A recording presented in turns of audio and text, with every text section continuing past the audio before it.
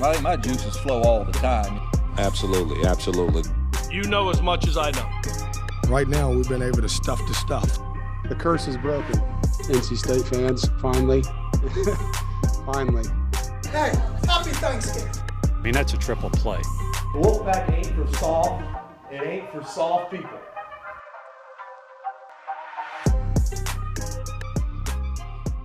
Welcome back to another episode of Pack Therapy. I'm your host, Joe Giglio. I'm joined by Wolfpack great Scott Wood. And Scott, NC State still having a heck of a season, but coming off of a loss on Tuesday against Virginia. We'll take a look back at that game and a look ahead to Saturday's date with Boston College. Maybe go through some of the venues you did and did not enjoy playing in.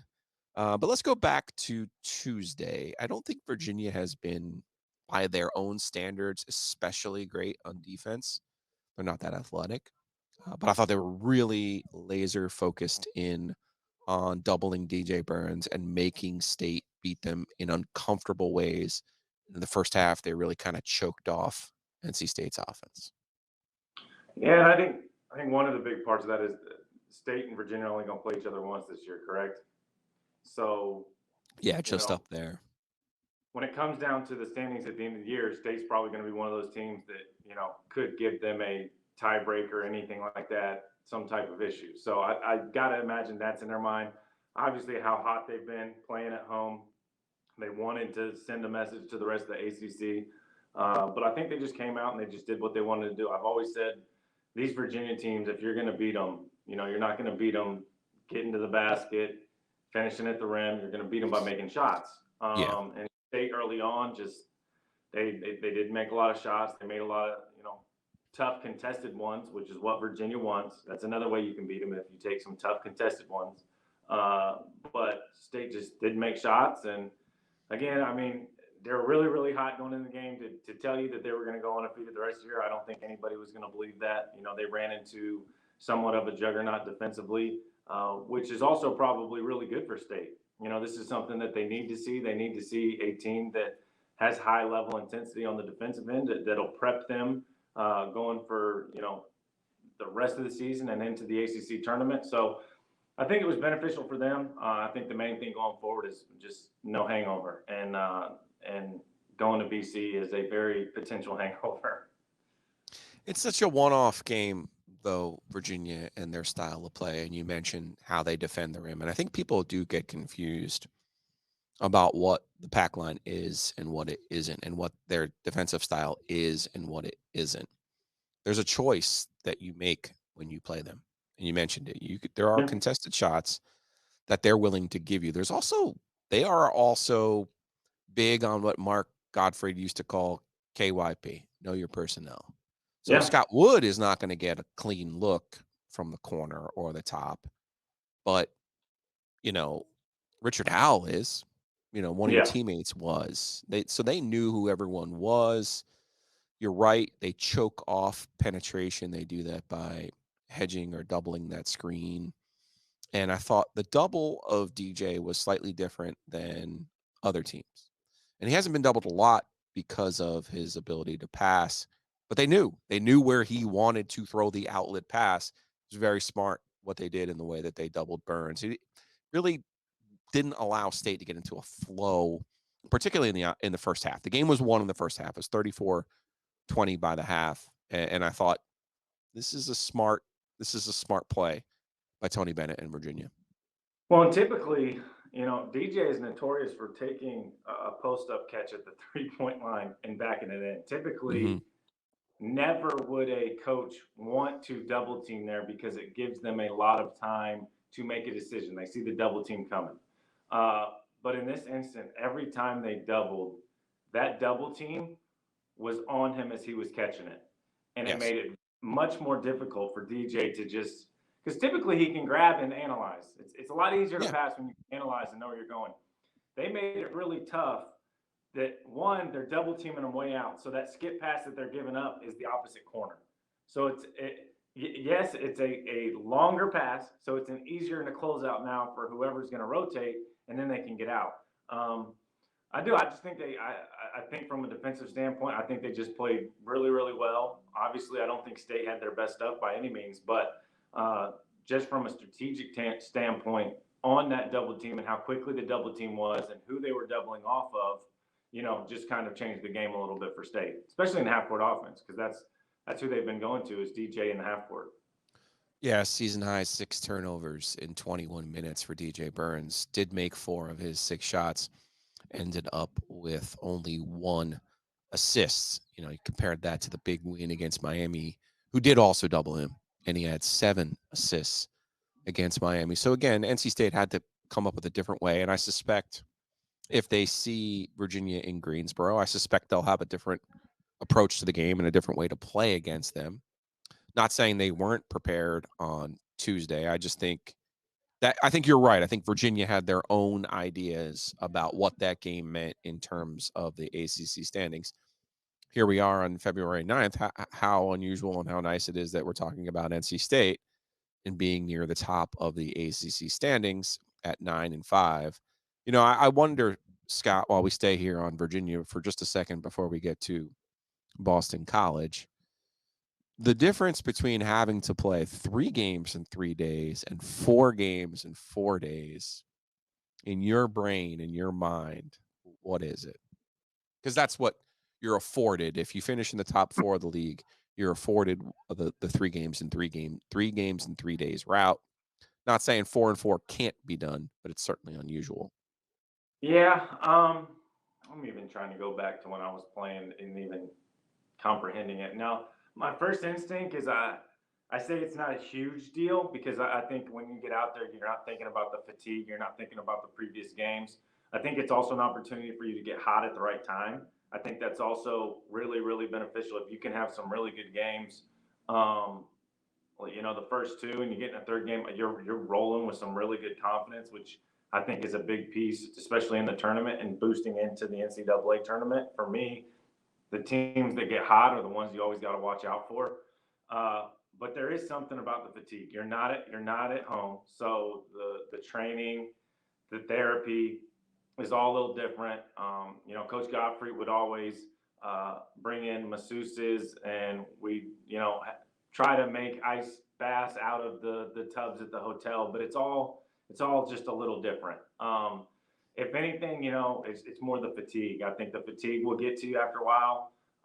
Mentally, you have to break down a scout each and every day. So each and every day is a different scout, and you're always changing who you're guarding. One day you maybe go guarding Joe Harris, and he's making shots, and the next day, you're guarding somebody else who's just putting it on the floor the whole time. So I think it's more just mentally, you probably get drained as well as physically. But I also think it's a good opportunity for teams to get really hot and make a run at the right time. I would think the juice in the building, would sustain you. That 4th game, I'm just thinking 97, the Herb's first team, they all played. Justin Gainey, we'll have to get Justin Gainey on this podcast and talk about playing every minute of the ACC tournament that year. That was back when it was only a 9-team league. They came out of the Les Robinson Invitational and ended up playing in the championship game, losing to Shammond Williams and Dean Smith in Dean Smith's final ACC tournament game. And in 07, that was Sid, Engen Atzer, Brandon Costner was outstanding. Ben McCauley had a really great run there. Again, they get to the final, and I thought they just kind of ran out of gas against a better Carolina team. But the one was in Greensboro. 97's Greensboro. 07 is Tampa. And I do think being in Greensboro and having some of that juice this year, I got to be honest with you, I'm really, really looking forward to the ACC tournament. I can't tell you the last time I said that because, all of the teams here in the triangle are good. Wake Forest is good. Virginia is an old school ACC team. I think Miami's really good. I think it could be a really good week in Greensboro. Plus, it's Greensboro, and I don't know how you felt.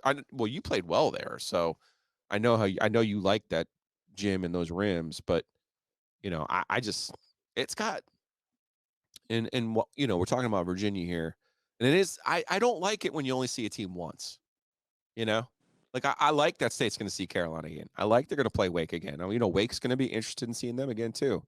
I like those payback games, those run it back games. I feel like that's what really made the ACC what the ACC is. So to have this one-off game with Virginia, who's difficult to play against unless you've played against them before, Jarkel hasn't, DJ hasn't. So I was not surprised that State lost. I mean, no duh, they're a 7-point dog. But I do like it. I do like the, hey, I saw you once, and now I'm going to come back at our place and get a look at you. Well, it's always harder to beat someone twice, and it's even harder to beat someone 3 times. So it may be in State's favor to not see them another time and make adjustments. Now, from a scheduling standpoint and wanting the net and all the other stuff that comes with it, you probably want to see them again. But probably from a chance to make a deep run in the ACC tournament, I don't know if I would want to see them again. All right, so 9-5 in the league. That's 14 games. So they got 6 left in the league, starting with the trip to Boston College on Saturday. Now, you might look at Boston College and be like, they're 12-13, 6-8 in the league. But, man, they just beat Virginia Tech. They put on a little bit of a clinic there for about 35 minutes against the Hokies up at Castle Coliseum. I don't know if you got a chance to watch any of that game. They swept Virginia Tech this year. They've also beaten Clemson up at Conte Forum. They're a different team now with Quentin Post back. He's their big man, 7-footer. That's going to be an interesting matchup. I almost would like to just see Post and Burns go at it. I don't know if Earl Grant will double. I don't think he will because of Post and his length. He'll at least probably start with Post and his length on DJ. But just your thoughts on the Eagles and going into these games where maybe you look at the record and go, also you're going to BC. Conte Forum looks like a train station, looks like, somebody's rec gym and you probably played in some in Indiana growing up. And I love Boston College. I love going up there, but that's because I know where to eat and I know where to go. And I'm a fat guy who loves food. I mean, I don't know about players who love going up there and playing in front of, quite frankly, 2,000-3,000 people. So as a player who had to go up there and you played, you caught some of the good teams in your career. So it wasn't a total train wreck. They had Reggie Jackson here. Yeah. So you played against some of the good teams. I got a little bit of it. I mean, we will say the food there is probably better than the arena itself. It's very similar, like you're talking about, the Greensboro Coliseum. It has kind of that history, the aura about it. When you step in Boston College, there's just nothing that. Yeah. There's no, and everybody kind of knows how it is. You kind of step in a gym and you feel the atmosphere. You feel, the energy coming from it. And you get in Boston College and it's just like, all right, you got the dancers and cheerleaders out there. I might have one family member that decided to make the trip, and that was about it. I mean, there's just the fan base wasn't there. There's not a whole lot of chitter chatter from the student section to get you all riled up. So it's just a different feeling. And sometimes the hardest thing for players is to create your own energy. And a lot of that comes from the bench. The bench, you score a big basket, the bench has got to get up and say, let's go. But it's just different because it almost takes you back to COVID where, there's not a lot of fans and there's not a lot of energy in the building. So you got to find a way to come and get it. But I'm hoping because of what happened at Virginia and the loss of Virginia, they understand that this is a really, really big game. And I know they're not looking forward past this game because, I mean, they still got Wake. They got Carolina. They still got a Duke on there. I mean, they've got a tough little stretch. Clemson. After this. So this is a huge game for them because if they lose this one, now they're going to have to play their tails off these next few, and they can't really, lose too many more of them. So, I mean, it's going to be a tough spot for them going in there, not a lot of energy, but the nice part is I think they got enough leadership. The staff's going to reiterate to them, hey, you know what? Virginia had their stuff. Sometimes you just got to shake their hand and say, good game. Let's move on and just make sure we get this one. I also think, when we talked a little bit about this last week, this group just feels like they're completely devoid of NC State baggage, if you will. Yeah. They're just playing games. They're locked in on the season. They care about each other. I think there's a genuine connection there. You could see that when you watch them play. There's good chemistry there. I think Jarkel does a lot for Terquavion. Last year I didn't get the sense that Darian Sebron and Terquavion were great fits in terms of how their games mesh together. And then, of course, the X factor really is DJ and being able to punch the ball in on that half court set and get some baskets when, quite frankly, in other years, you're not able to stop the bleeding. So it does feel like this group, traditionally this is a game State loses up there. We saw in football, they lose they lose to Boston College football all the time. It makes no sense.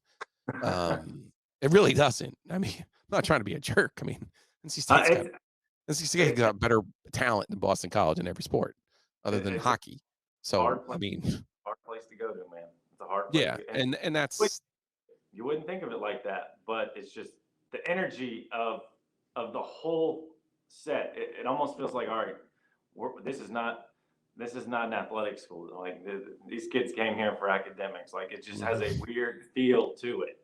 And I look, a beautiful campus and everything. And I again, back, oh gosh, the coaches. Who was the coach there? The like my freshman year and then left. Al Skinner.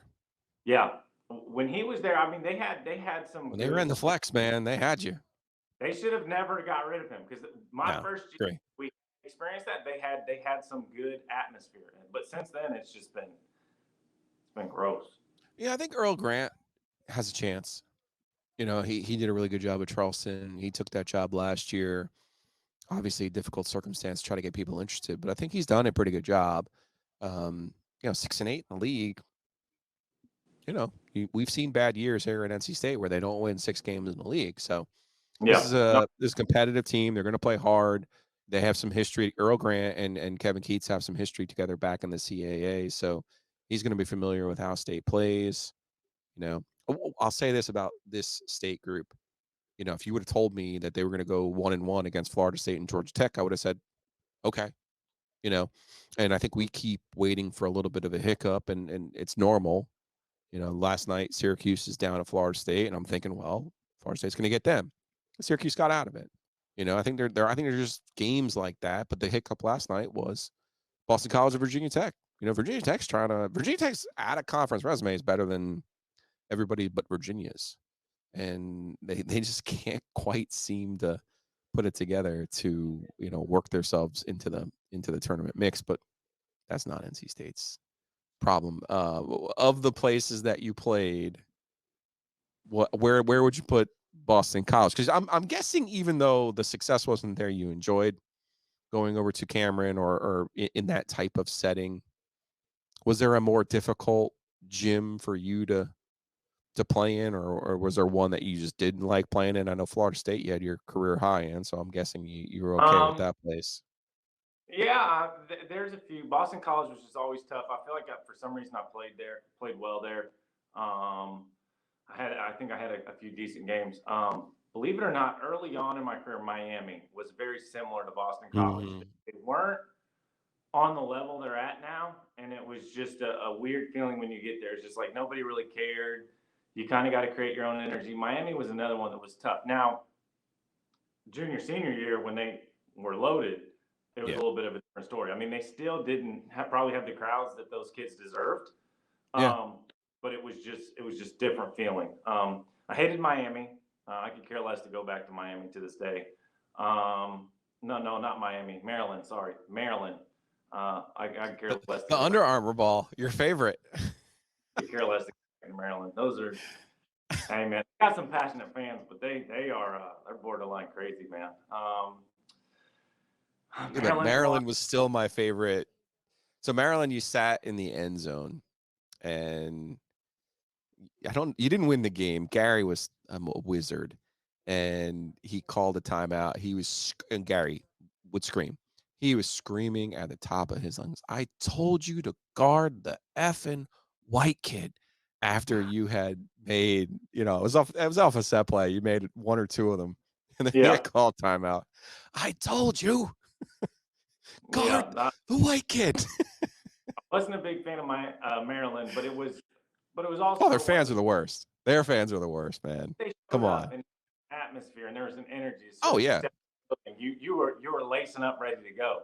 Yeah. So it's completely like opposite ends of the spectrum. I just didn't like Maryland because of how crazy they were. Yeah. Wisconsin was a weird one. The Kohl Center. I don't know if it's the Kohl Center anymore, but we got absolutely drugged there. I was gonna say, best not to think about that game. See, you got to remember, that was brutal. I'm more negative stuff in my career than I do the positive stuff. That's You just do or kinda how don't? No, I remember all the negative. Like if you ask me yeah. every Yeah. shot I've missed, I could probably go back and do that more so than the shots I've made. But there's some that just give you a bad taste in your mouth, and that just gave me a really bad taste in my mouth. But then there's also some I had really good memories at. Florida State. I love playing at Florida State.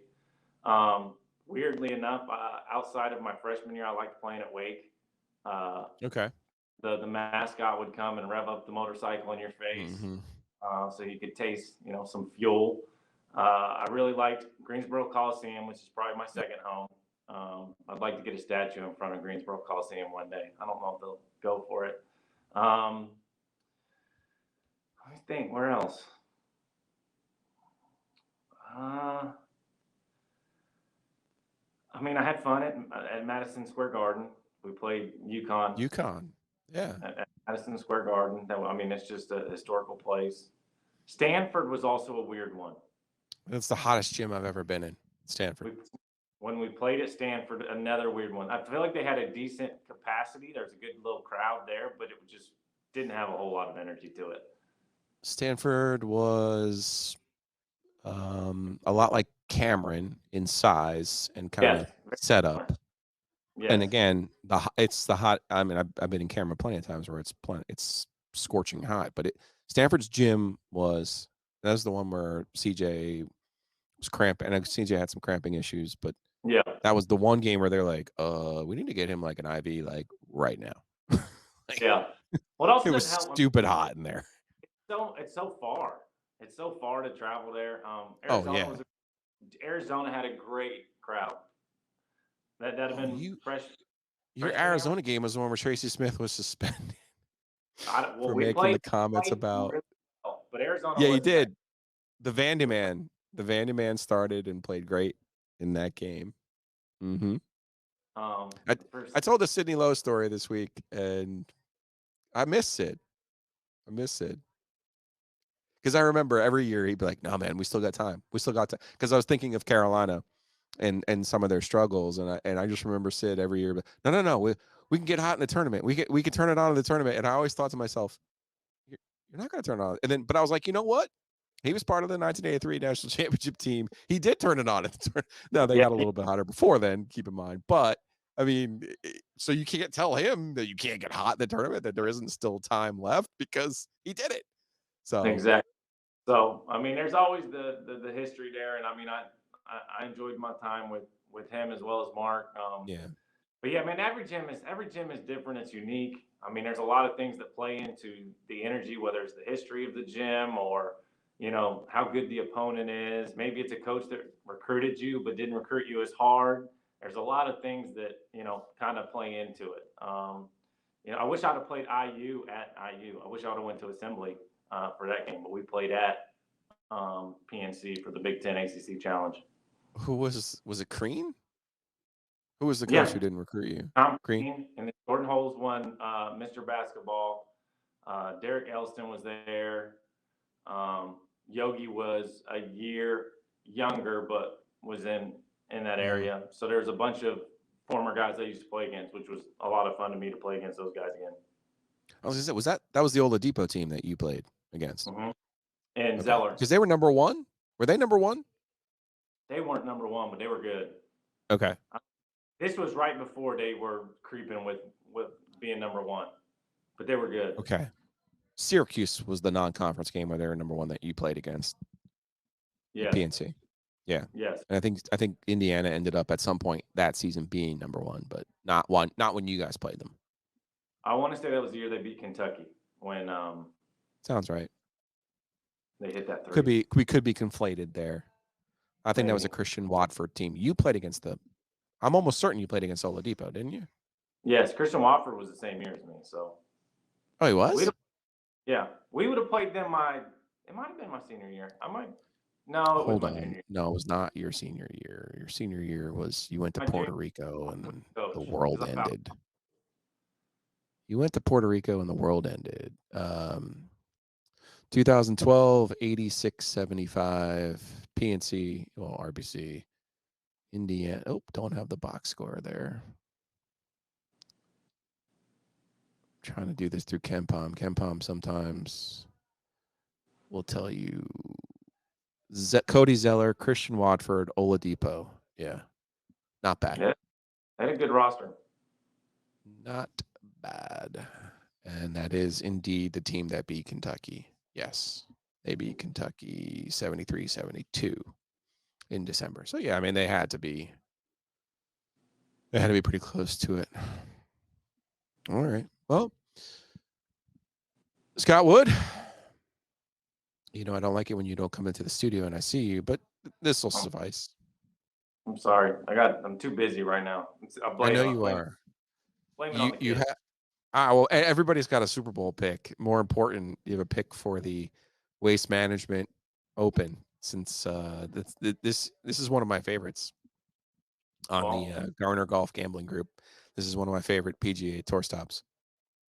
Well, Shoffley, we'll take Shoffley for Waste Management, and then we'll take Kansas City because I'm a Steelers fan and I will never ever pick the Eagles. So. Okay. All right. Well, I'll go the other way. I'll go Philly, but I like Shoffley. I like KH Lee this week as well. I had him on my roster and I took him off because he was a 3-pointer, and then I looked at his body of work over the last 3 weeks and It's been a little bit of a struggle. Not taking him. He ain't worth 3 points. No, I know. All right. Hey, appreciate you. We'll talk again next week after this Boston College game, NC State. Catch us at Pack Therapy. Catch us wherever you get your podcasts, Apple, Spotify, the Googles, you name it. We're there. You can watch us on the stream, WRLSportsFan.com. You can watch us on our YouTube page. If you haven't already, Scott Wood, make sure you subscribe to our YouTube page, since the Twitter world is coming to a slow and grinding halt. Check us out on YouTube 99.9 The Fan. We'll see you guys again next week on Pack Therapy.